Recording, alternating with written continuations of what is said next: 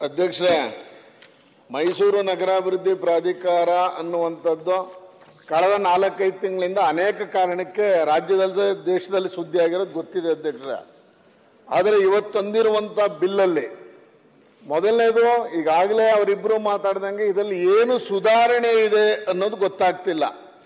ಸುಧಾರಣೆ ಮಾಡಿರೋದು ಯಾವುದು? ಮೆಂಬರ್ಗಳನ್ನು ಕಡಿಮೆ ಮಾಡಿರೋದು.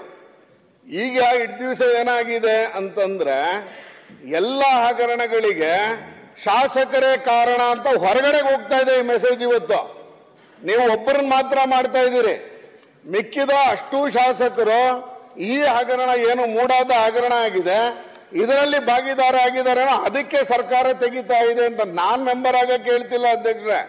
ನಾನು ಅವತ್ತು ಎಚ್ ಸಿ ಮಹದೇವಪ್ಪನವ್ರು ಹೇಳಿದಾಗ ಹೇಳಿದ್ದೀನಿ, ಇದರಲ್ಲಿ MLAಗಳು ಮೆಂಬರ್ ಆಗೋದು ಅವಶ್ಯಕತೆ ಇಲ್ಲ. ಆದರೆ ಸಮಯ ಸಂದರ್ಭ ಇವತ್ತು ಶಾಸಕರುಗಳನ್ನ ಹೊರಗಡೆ ಇಡ್ತಾ ಇರುವಂತದ್ದು ಎಲ್ಲೋ ಒಂದ್ ಕಡೆ ಸಾರ್ವಜನಿಕರಿಗೆ ಒಂದು ತಪ್ಪು ಸಂದೇಶವನ್ನ ಕೊಡುವ ನಿಟ್ಟಿನಲ್ಲಿ ಸರ್ಕಾರ ಮುಂದುವರಿತಾ ಇದೆ ಅನ್ನೋದು ನನ್ನ ಸ್ಪಷ್ಟವಾದಂತ ಅಭಿಪ್ರಾಯ ಅಧ್ಯಕ್ಷರೇ. ಯಾವುದನ್ನ ಚೇಂಜ್ ಮಾಡಿದಿರಿ? ಅಧ್ಯಕ್ಷರು ಇರ್ತಾರೆ, 4 ಜನ ಮೆಂಬರ್, ಹಿಂದೆ ಏನಿತ್ತು ಅದೇ ತರ ಮೆಂಬರ್ಗಳು ಇರ್ತಾರೆ. ಅವಾಗ್ಲೂ ವಾಸ್ತುಶಿಲ್ಪ ಇತ್ತು, ಇವಾಗ್ಲೂ ವಾಸ್ತುಶಿಲ್ಪ ಇರ್ತಾರೆ. ಪೀಪಲ್ ಫ್ರೆಂಡ್ಲಿ ಮಾಡಿದೀವಿ ಅನ್ನಕ್ಕೆ ಈ ಒಂದು ಮಸೂದೆಯಲ್ಲಿ ಏನಿದೆ? ಡೆವಲಪರ್ಗಳಿಗೆ ಅವ್ರಿಗೆ ಸಲೀಸಾಗಿ ಕೆಲಸ ಆಗುವಂಗೆ ರೀತಿಯಲ್ಲಿ ಈ ಕಾನೂನಲ್ಲಿ ಈ ಮಸೂದೆಯಲ್ಲಿ ಏನಿದೆ? ಉದಾಹರಣೆಗೆ ಡೆವಲಪರ್ಗಳಿಗೆ ನಾವು ಏನೋ ಪ್ಲಾನ್ ಸ್ಯಾಂಕ್ಷನ್ ಮಾಡಿಕೊಟ್ರೆ ಅವರು ಎಷ್ಟು ವರ್ಷದಲ್ಲಿ ಸೈಟ್ ಹಂಚಬೇಕು ಅಂತ ಇದರಲ್ಲಿದೆ. ನಾನು ಹೇಳಕ್ ಹೊರಟಿರೋದು ಡೆವಲಪರ್ಗಳಿಗೂ ಸುಲಭವಾಗಿ ಪ್ಲಾನ್ ಸ್ಯಾಂಕ್ಷನ್ ಆಗಬೇಕು, ಸೈಟ್ ಸ್ಯಾಂಕ್ಷನ್ ಆಗಬೇಕು. ಆದರೆ ಯಾವ ಟೈಮ್ ಒಳಗೆ ಅದೇ ರೀತಿ ಯಾರು ಈ ಮನೆಗೆ ಏನೋ ತಗೊಳ್ತಾರೆ ಸೈಟು, ಅವ್ರಿಗೂ ರಿಸ್ಟ್ರಿಕ್ಷನ್ ಹಾಕ್ಬೇಕು. ಏನಾಗ್ತಿದೆ, 10 ವರ್ಷ ಮನೆಗಳನ್ನ ಏನೋ ಸೈಟ್ಗಳನ್ನ ತಗೊಂಡು ಖಾಲಿ ಬಿಡ್ತಾ ಇದ್ದಾರೆ. ಹಾಗಾಗಿ ಅಲ್ಲೆಲ್ಲ ಪಾರ್ಥೇನಿಯಂ ಗಿಡ ಬೆಳೀತಾ ಇದೆ, ಹೌಸ್ ಸೇರ್ಕೋತಾ ಇದೆ ಸಿಟಿ ಒಳಗಡೆ. ಹಾಗಾಗಿ ಡೆವಲಪರ್ಗೂ ಒಂದನ್ನ ಕಡಿವಾಣ ಹಾಕಬೇಕು. ಜೊತೆಗೆ ಯಾರು ಸೈಟ್ ತಗೋತಾರೆ ಅವ್ರು 5 ವರ್ಷದೊಳಗೆ ಮನೆ ಶೆಡ್ ಅಲ್ಲ ಮನೆನೇ ಕಟ್ಟಬೇಕು ಅನ್ನುವಂಥದ್ದನ್ನ ಕಾನೂನನ್ನ ಹಾಕಿದ್ರೆ ಮಾತ್ರ ಸರಿ ಹೋಗುತ್ತೆ ಅಧ್ಯಕ್ಷರೇ. ಇನ್ನೊಂದು, ನನ್ನ ಕ್ಷೇತ್ರದ ಒಳಗೆ 106 ಖಾಸಗಿ ಲೇಔಟ್ ಇದೆ. ಹೇಗೆ ಅಂದ್ರೆ 10 ಕುಂಟೆಗೆ 15 ಕುಂಟೆ 20 ಕುಂಟೆಗೆ ಫ್ಯಾಮಿಲಿ ಮೆಂಬರ್ಸ್ ಬಂದು ಅರ್ಜಿ ಕೊಟ್ಬಿಡ್ತಾರೆ, ನಾವು 3 ಜನ 3 ಸೈಟ್ ಮಾಡ್ಕೋತೀವಿ ಅಂತ. ಆಮೇಲೆ ಯಾರಿಗೋ ಮಾರಾಟ ಮಾಡಿರ್ತಾರೆ. ಆ ರೀತಿಯಲ್ಲಿ ನಾವು ಈ ಒಂದು ಪ್ರಾಧಿಕಾರ ಏನೋ MDA ಮಾಡ್ತಿದ್ದಾರೆ, ಮಿನಿಮಮ್ ಇಷ್ಟೆಕರೆ ಇರಬೇಕು, ಹಾಗಿದ್ದಾಗ ಮಾತ್ರ ಲೇಔಟ್ ಸ್ಯಾಂಕ್ಷನ್ ಕೊಡ್ತೀವಿ ಅಂತ ಮಾಡೋದು ಒಳ್ಳೇದು ಅಧ್ಯಕ್ಷರೇ. ಇಲ್ಲ ಅಂದ್ರೆ 3 ಸೈಟು 4 ಸೈಟ್ಗೆ UGD ಕೊಡಬೇಕು, ನೀರು ಕೊಡಬೇಕು, ಕರೆಂಟ್ ಕೊಡಬೇಕು. ಇವೆಲ್ಲ ಒಂದ್ ರೀತಿಯಲ್ಲಿ ಫಿಕ್ಸ್ ಮಾಡೋದು ಒಳ್ಳೇದು ಅಂತ ಅನ್ಸುತ್ತೆ ಅಧ್ಯಕ್ಷರೇ. ಈ ಕಾಯ್ದೆ ಒಳಗಡೆ ಇನ್ನೊಂದು 2 ಅಂಶ ತಮ್ಮ ಗಮನಕ್ಕೆ ತಂದು ಮಾತಿಗೆ ವಿರಾಮ ಹೇಳ್ತೀನಿ ಅಧ್ಯಕ್ಷರೇ. ಇದರಲ್ಲಿ ಒಂದು ಹೇಳಿದರೆ 5 ವರ್ಷ ಸೀರಿಯಲ್ ನಂಬರ್ 28 ಇದರಲ್ಲಿ ಬರ್ತಾ 1 ನಿಮಿಷ ಅಧ್ಯಕ್ಷರೇ. ಇದರಲ್ಲಿ ಏನು ಹೇಳ್ತಾರೆ? ಆಯುಕ್ತರು ಪ್ರಾಧಿಕಾರದ ನಿರ್ಣಯಗಳನ್ನು ಪರಿಣಾಮಕಾರಿಯಾಗಿ ಕಾರ್ಯಗತಗೊಳಿಸತಕ್ಕದ್ದು. ಆದ್ರೆ ಇವತ್ತಿನವರೆಗೆ ಹಗರಣ ನಡೆದಿರೋದು ಈ ಕಾಲಂನಲ್ಲಿ ಯಾವ ಆಯುಕ್ತನೂ ಕೆಲಸ ಮಾಡಿಲ್ಲ. ಈಗ ಅವನ ಮೇಲೆ ಏನು ಶಿಸ್ತು ಕ್ರಮ ಆಗಿದೆ ಇವತ್ತಿನವರೆಗೆ? ಇವತ್ತು ಮೈಸೂರಿನ ಮೂಡ ಹಗರಣ ರಾಜ್ಯಾದ್ಯಂತ ಸುದ್ದಿ ಆಗಿರೋದೆ ಸರ್ಕಾರದ ಆದೇಶವನ್ನ ಅವ್ರು ಪಾಲಿಸಿಲ್ಲ ಅಂತ. ಮತ್ತೆ ಇದನ್ನು ತೋರಿಸಿದ್ರೆ ಏನು ಅಂತ ಇಲ್ಲ. ಪಾಲಿಸಿದ ಅಧಿಕಾರಿಗೆ ಏನಾದ್ರು ಶಿಕ್ಷೆ ಕೊಟ್ಟಿದ್ರೆ ಇದಕ್ಕೊಂದು ಬೆಲೆ ಬರೋದು. ಆದ್ರೆ ಇವತ್ತು ಆ ಅಧಿಕಾರಿ ರಾಜೋರಾಶವಾಗಿ ಓಡಾಡ್ತಿದ್ದಾರೆ, ಮಾಧ್ಯಮಕ್ಕೆ ಇಂಟರ್ವ್ಯೂ ಕೊಡ್ತಾ ಇದ್ದಾರೆ. ಇವತ್ತಿನವರೆಗೂ ಆ ಅಧಿಕಾರಿ ಮೇಲೆ ಶಿಕ್ಷೆ ಆಗಿಲ್ಲ. ಹಾಗಾಗಿ ಇದರಲ್ಲಿ ತೋರಿಸಿರುವುದು ನನಗೇನ್ಸುತ್ತೆ ನಗೆ ಪಾಟ್ಲ ಅಥವಾ ಹಾಸ್ಯಾಸ್ಪದಕ್ಕೆ ಒಂದು ಕಾರಣ ಆಗುತ್ತೆ ಅಂತ ಅನ್ಸುತ್ತೆ ಅಧ್ಯಕ್ಷ. ಇನ್ನೊಂದು ಇದರಲ್ಲಿ 28 ಬಂದೆ ಅಧ್ಯಕ್ಷ, 1 ನಿಮಿಷ. ಇದರಲ್ಲಿ ಏನ್ ಹೇಳ್ತಾರೆ? ಪ್ರಾಧಿಕಾರವು ಯೋಜನೆಯನ್ನು 5 ವರ್ಷದೊಳಗೆ ಕಾರ್ಯಗತಗೊಳಿಸುವುದು ಅಂತ ಹಾಕ್ತಾರೆ. 5 ವರ್ಷ ಯೋಜನೆಗೆ ನಾವೇನಾದ್ರೂ ಒಬ್ಬ ಡೆವಲಪರ್ಗೆ ಟೈಮ್ ಕೊಟ್ರೆ ಅವನೇನ್ ಮಾಡ್ತಾನೆ, ಇವತ್ತಿನ ಕಾಸ್ಟ್ ಜಾಸ್ತಿ ಆಯ್ತು ಅಂತ ಹೇಳಿ ಅವನ ಮೆಂಬರ್ಗಳಿಂದ ಜಾಸ್ತಿ ವಸೂಲಿ ಮಾಡ್ತಾರೆ. ಅಂದ್ರೆ ವಸೂಲಿಗಾಗಿ ನಾವೇ ಅವಕಾಶ ಮಾಡಿಕೊಟ್ಟಂಗಾಗುತ್ತೆ. ಡೆವಲಪರ್ಗೆ 5 ವರ್ಷ ಕೊಡೋದು ಅವಶ್ಯಕತೆ ಇಲ್ಲ. ಯಾರು ಪ್ಲಾನ್ ಸ್ಯಾಂಕ್ಷನ್ ಮಾಡಿಸ್ಕೋತಾರೆ 2 ವರ್ಷ ಕೊಡಬೇಕು ಅನ್ನೋ ಮನವಿಯನ್ನ ಸನ್ಮಾನ್ಯ ಸಚಿವರಲ್ಲಿ ಮಾಡ್ತಾ ಇದ್ದೀನಿ ಅಧ್ಯಕ್ಷರೇ. ಇದರಲ್ಲಿ ಕೆಲವು ಸಂದರ್ಭಗಳಲ್ಲಿ ಪ್ರಾಧಿಕಾರವು ನಿವೇಶನಗಳನ್ನು ಮಾರುವಂತಿಲ್ಲ ಅಥವಾ ಅನ್ಯಥಾ ವಿಲೆ ಮಾಡುವಂತಿಲ್ಲ ಅನ್ನುವಂಥ ಕಾಲಮನ್ನ ಇಲ್ಲಿ ಒಂದು ತೋರಿಸಿದ್ದಾರೆ ಅಧ್ಯಕ್ಷ. ಕಲಂ ನಂಬರ್ 35 ಅದರ ಏನು ಸ್ಪಷ್ಟತೆ ಕಾಣಿಸ್ತಾ ಇಲ್ಲ ಅಧ್ಯಕ್ಷ. ಏನ್ ಹಂಗಂದ್ರೆ ಅನ್ನುವಂಥದ್ದು. ಇನ್ನೊಂದೇನು ಹೇಳ್ತಾರೆ,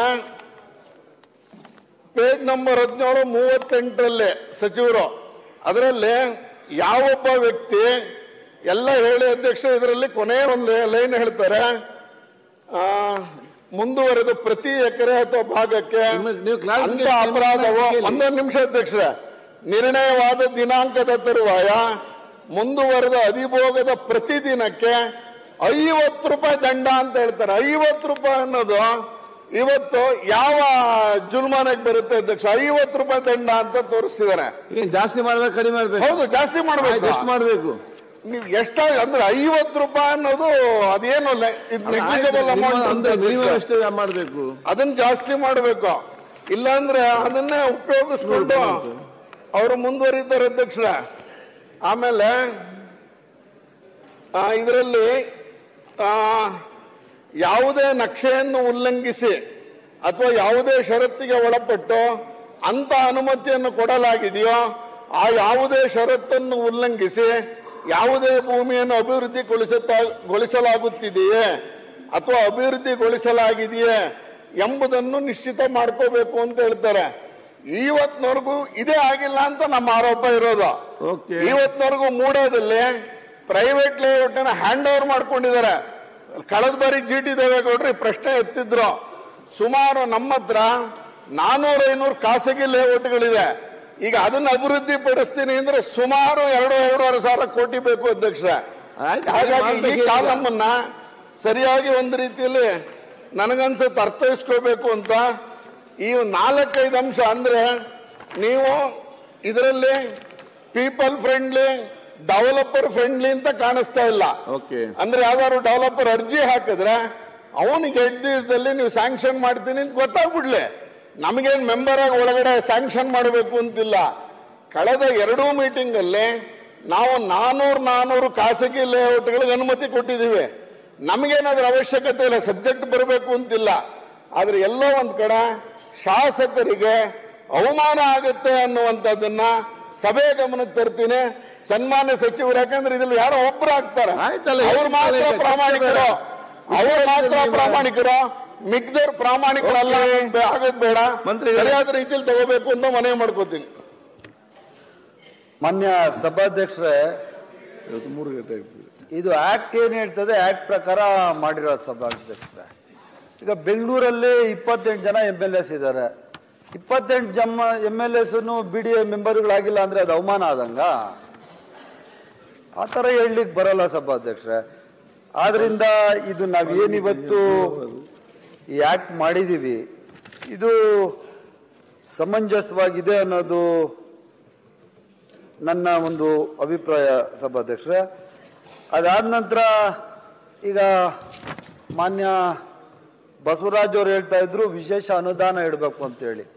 ಯಾವುದೇ ಪ್ರಾಧಿಕಾರಕ್ಕೆ ವಿಶೇಷ ಅನುದಾನ ಕೊಡುವಂತಹ ಯಾವುದೇ ಸರ್ಕಾರಿ ಆದೇಶ ಇಲ್ಲ ಸಭಾಧ್ಯಕ್ಷರೇ. ಈಗ BDA ಆಗಲಿ, ಮೂಡ ಆಗಲಿ, ಬೆಳಗಾಂ ಮೂಡ ಆಗಲಿ, ಅವ್ರದೇನೆ ಸ್ವಂತ ದುಡ್ಡು, ಅವರೇನೆ ಲೇಔಟ್ ಮಾಡೋದು, ಅವ್ರದೇನೆ ಸ್ವಂತ ದುಡ್ಡು ಜನರೇಟ್ ಮಾಡಬೇಕಾಗ್ತದೆ ಸಭಾಧ್ಯಕ್ಷರೇ.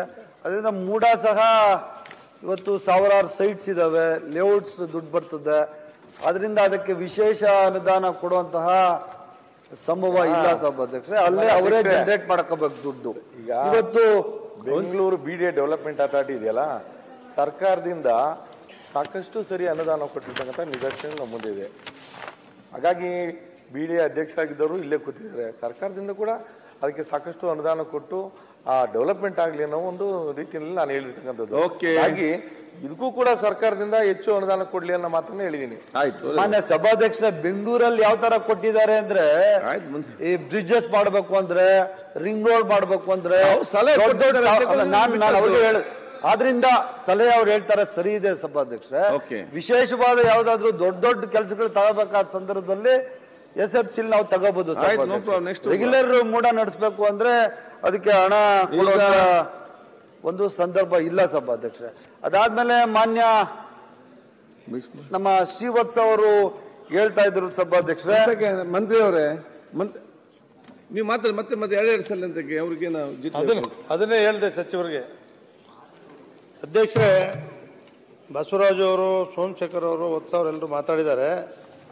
ಮೈಸೂರು ನಗರಾಭಿವೃದ್ಧಿ ಪ್ರಾಧಿಕಾರ ಅಂತೇಳಿ ನಾಲ್ವಡಿ ಕೃಷ್ಣರಾಜೇಂದ್ರ ಒಡೆಯರ್ ಅವರು ಪ್ರಥಮವಾಗಿ ದೇಶದಲ್ಲೇ ಪ್ರಾರಂಭ ಮಾಡಿದಂತ ಪ್ರಾಧಿಕಾರ ಮೈಸೂರು ನಗರಾಭಿವೃದ್ಧಿ ಪ್ರಾಧಿಕಾರ ಅಂತ ಅಂತಕ್ಕಂಥ ಸಚಿವರಲ್ಲಿ ಮನವಿ.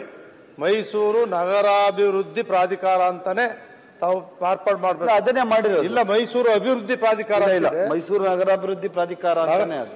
ಆಯ್ತು, ನೆಕ್ಸ್ಟ್ ಮೈಸೂರು ನಗರಾಭಿವೃದ್ಧಿ ಪ್ರಾಧಿಕಾರ ಅಂತಾನೆ. ಜೊತೆಗೆ ಒಂದು ಹೇಳ್ಬಿಡ್ತೀನಿ,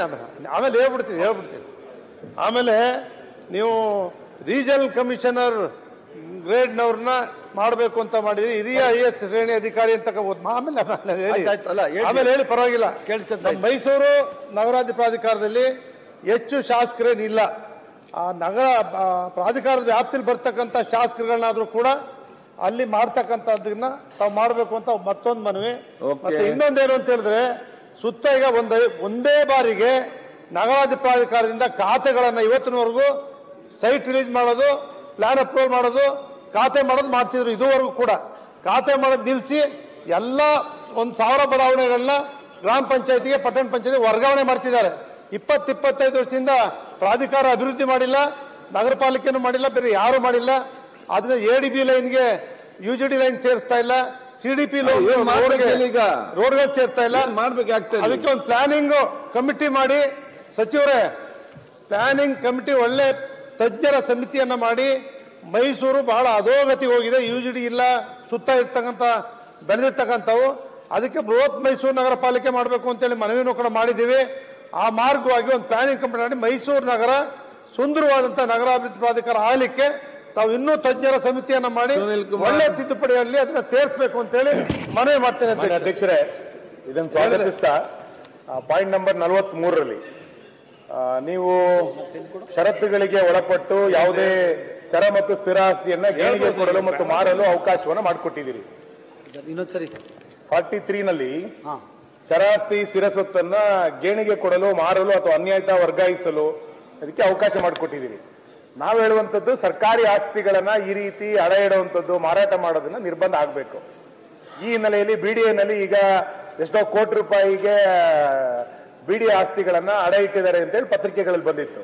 ಇಲ್ಲಿ ಈ ರೀತಿಯಾದ ಅವಕಾಶಗಳನ್ನು ಮಾಡಿಕೊಡ್ಬೇಡಿ. ಯಾವ್ದು ಆದಾಯ ಬರುತ್ತೋ ಅದನ್ನು ಖರ್ಚು ಮಾಡುವಂತ ಪ್ರಯತ್ನ ಮಾಡಿ ವಿನಃ ನಿಮ್ಮ ಆಸ್ತಿಗಳನ್ನ ಅಡ ಇಡುವಂಥದ್ದು, ಅದನ್ನ ಮಾರಾಟ ಮಾಡುವಂಥದ್ದು, ಅದನ್ನ ಲೀಸಿಗೆ ಕೊಡುವಂಥದ್ದನ್ನ ಮಾಡಬಾರ್ದು ಅಂತ ಒಂದು. ಎರಡನೇದು, ಇದರಲ್ಲಿ ಎಲ್ಲೂ ಕೂಡ ನೀವು ಇದಕ್ಕೆ ಹೆಚ್ಚುವರಿ ಸಿಬ್ಬಂದಿಗಳು ಎಷ್ಟು ಬೇಕಾಗತ್ತೆ, ಇದಕ್ಕೆ ಆರ್ಥಿಕ ಹೊರೆ ಏನಾಗುತ್ತೆ, ಇದನ್ನೆಲ್ಲೂ ಕೂಡ ಇದರಲ್ಲಿ ನಮೂದನೆ ಮಾಡಲಿಲ್ಲ. ಇದನ್ನೊಂದ್ಸರಿ ಸ್ಪಷ್ಟ ಮಾಡಬೇಕು ಅಂತ ನಾನು ಅನ್ಕೊಂಡಂತ. ಓಕೆ, ಮಂತ್ರಿ ಅವರೇ. ಇಲ್ಲ ಸಭಾಧ್ಯಕ್ಷ, ನಾನು ಈಗಾಗಲೇ ಪ್ರಸ್ತಾವನೆಯಲ್ಲಿ ಕೊಟ್ಟಿದ್ದೀನಿ ಸಭಾಧ್ಯಕ್ಷರೇ. ಆರ್ಥಿಕವಾಗಿ ಮತ್ತು ಆಡಳಿತಾತ್ಮಕವಾಗಿ ಹಲವಾರು ಬದಲಾವಣೆಗಳು ಮಾಡ್ತೀವಿ ಅಂದ್ರೆ ಅದನ್ನೇ ಅಂತ ಅರ್ಥ ಮಾಡ್ಕೋಬೇಕು ಸಭಾಧ್ಯಕ್ಷರೇ. ಅದಾದ್ಮೇಲೆ ಶ್ರೀವತ್ಸ ಅವರು ಹೇಳ್ತಾ ಇದ್ರು ಯಾವುದೇ ಇದನ್ನ ಆಕ್ಷನ್ ತಗೊಂಡಿಲ್ಲ, ಯಾರು ಭ್ರಷ್ಟಾಚಾರ ಮಾಡಿ ಸಿಕ್ಕಾಕೊಂಡಿದ್ದಾರೆ ಅಧಿಕಾರಿಗಳನ್ನ ಅಂತ. ಆದರೆ ಸಭಾಧ್ಯಕ್ಷರೇ, ಈ ಮೂಡಾದಲ್ಲಿ ಏನು ಆಗಿದೆ ಅದ್ರ ಬಗ್ಗೆ ಸರ್ಕಾರ ಬಹಳ ಗಂಭೀರವಾಗಿ ನಾವು ಪರಿಗಣನೆ ಮಾಡಿದ್ದೀವಿ ಸಭಾಧ್ಯಕ್ಷರೇ. ಈಗಾಗಲೇ ದಿನೇಶ್ ಕುಮಾರ್ ಅಂತ ಅಲ್ಲಿ ಕಮಿಷನರ್ ಇದ್ರು, ಅವ್ರನ್ನ ಸಸ್ಪೆಂಡ್ ಮಾಡಿದ್ದೀವಿ ಸಭಾಧ್ಯಕ್ಷರೇ. ಸಸ್ಪೆಂಡ್ ಮಾಡಿ ಈಸ್ ಆನ್ ಸಸ್ಪೆನ್ಷನ್ ಅಲ್ಲಿ ಇದ್ದಾರೆ ಈಗ. ಸರ್ ಒಂದ್ ನಿಮಿಷ ಸರ್, ಕ್ಲಾರಿಫಿಕೇಶನ್ ಸರ್. ಈಗ ಸಚಿವರೇ ಒಂದೇ ನಿಮಿಷ, ದೇಸಾಯಿ ಅವರ ಸಚಿವರೇ ಒಂದೇ ನಿಮಿಷ. ದಿನೇಶ್ ಕುಮಾರ್ ಅವ್ರದ್ದು ಸಸ್ಪೆಂಡ್ ಮಾಡಿದ್ರೆ ಆಮೇಲೆ ಕೋರ್ಟ್ ಅಲ್ಲಿ ಅವರನ್ನ ಸಸ್ಪೆನ್ಷನ್ ರಿವೋಕ್ ಮಾಡಿದೀನಿ ಅಂತ ವಿಡ್ರಾ ಮಾಡ್ಕೊಂಡ್ಬಿಟ್ಟಿದ್ದೀರಿ. ಯಾರು? ದಿನೇಶ್ ಕುಮಾರ್ ಅವರು. ಇಲ್ಲ ಇಲ್ಲ, ತಾವು ತಪ್ಪು ತಿಳ್ಕೊಂಡಿದ್ದೀರಿ ಸಭಾಧ್ಯಕ್ಷರೇ. ಯಾವ ರಿವೋಕು ಮಾಡಿಲ್ಲ. ಇವತ್ತಿನವರೆಗೂ ಮಾನ್ಯ ದಿನೇಶ್ ಕುಮಾರ್ ಅವರು ನೀವು ಹೇಳ್ತಾ ಇರೋದು ಅದು ಟೈಪಿಕಲ್ ಮಿಸ್ಟೇಕ್ ಆಗಿ ವಾಪಸ್ ತಗೊಂಡಿದೀವಿ ಅಂತ ಫಸ್ಟ್ ಆಗಿತ್ತು. ಆದ್ರೆ ನಾವು ಇಮಿಡಿಯೇಟ್ ಕೋರ್ಟಿಗೆ UD ಅಫಿಡವಿಟ್ ಹಾಕ್ಬಿಟ್ಟು ಅವ್ರನ್ನ ಸಸ್ಪೆಂಡ್ ಮಾಡಿರೋದು ಸತ್ಯ ಅಂತ ಹೇಳಿದೀವಿ. ಆದ್ರಿಂದ ಅವ್ರನ್ನ ಯಾವ್ದು ರಿವೋಕ್ ಮಾಡಿಲ್ಲ. ಸಸ್ಪೆಂಡ್ ಮಾಡಿದ್ರೆ ನಿಮಗೆ ಧನ್ಯವಾದಗಳು. ಸಸ್ಪೆಂಡ್ ಮಾಡಿದೀವಿ ಸಭಾಧ್ಯಕ್ಷರೇ. ಮತ್ತೆ ಇನ್ನು ಮುಂದಕ್ಕೆ ಹೋಗಿ ಹೇಳ್ಬೇಕು ಅಂದ್ರೆ ಸಭಾಧ್ಯಕ್ಷರೇ, ಈಗಾಗಲೇ ಮಾನ್ಯ ಮುಖ್ಯ ಇವರು ಹೈಕೋರ್ಟ್ನ PN ದೇಸಾಯಿ ಅವರ ನೇತೃತ್ವದಲ್ಲಿ ಕಮಿಟಿ ಸಹ ಮಾಡಿದೀವಿ ಸಭಾಧ್ಯಕ್ಷರೇ. ಇದು ಒಂದು ಒಳ್ಳೇದಾಗ್ತದೆ ಸಭಾಧ್ಯಕ್ಷರೇ. ಈಗ BDಯಲ್ಲಿ 2 ಇದೆ, ಅದೇ ಪ್ರಕಾರ ಪ್ರಪೋರ್ಷನೇಟ್ ಆಗಿ ಮೂಡಲ್ಲಿ ಒಬ್ಬರಿರ್ತಾರೆ ಸಭಾಧ್ಯಕ್ಷರೇ. ಮತ್ತೆ ಈ ಮೈಸೂರು ನಗರಾಭಿವೃದ್ಧಿ ಪ್ರಾಧಿಕಾರದಲ್ಲಿ 2011ರ ಸೆನ್ಸಸ್ ಪ್ರಕಾರ ಅಲ್ಲಿ ಸುಮಾರು 8,93,000 ಜನ ಇದ್ದಾರೆ ಸಭಾಧ್ಯಕ್ಷರೇ. ಆದ್ರೆ ಈ ಜನಗಣತಿ ಹೊಸದಾಗಿ ಮಾಡಿದ್ರೆ ಸುಮಾರು 17 ಲಕ್ಷ ಜನ ಆ ಪ್ರಾಧಿಕಾರದ ಇದಕ್ಕೆ ಬರ್ತಾರೆ ಸಭಾಧ್ಯಕ್ಷರೇ. ನಗರದಲ್ಲೇ 10 ಲಕ್ಷ ಜನ ಇದ್ದಾರೆ ಸಭಾಧ್ಯಕ್ಷರೇ. ಆದ್ರಿಂದ ಈ ಎಲ್ಲ ಬದಲಾವಣೆಗಳು ಮಾಡಿದ್ರೆ ಬೆಂಗಳೂರಿಗೆ ಬಹಳ ಹತ್ರ ಇರೋದ್ರಿಂದ. ನ್ಯೂಸ್ ಫಸ್ಟ್ ನಿರ್ಭೀತಿಯಿಂದ ನಿಮ್ಮ ಪರವಾಗಿ.